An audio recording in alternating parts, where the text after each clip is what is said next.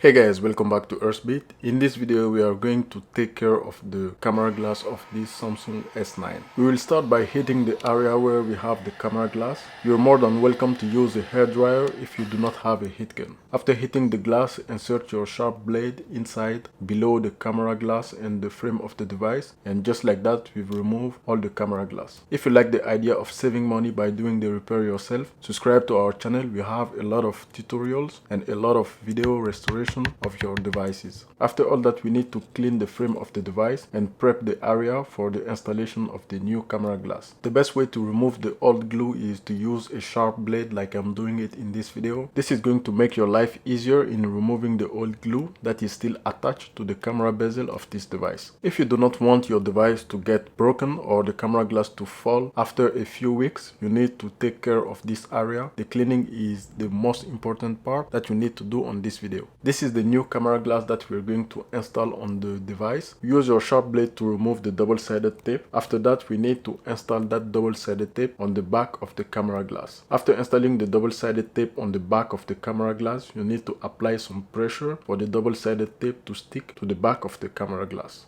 When you're doing this camera glass replacement, you get only one double-sided tape, and if you mess it up, you will need to buy another kit of camera glass replacement. Doing the camera glass replacement on this device is very easy. It is not like the new devices that we have 3-4 camera lenses that we need to replace if they get broken. For the installation, you need to align the camera glass with the camera bezel and use your tweezers to align the camera glass if it is out of alignment. And then we can use our fingers to apply some steady pressure on the camera glass for it to stick strongly on the camera bezel.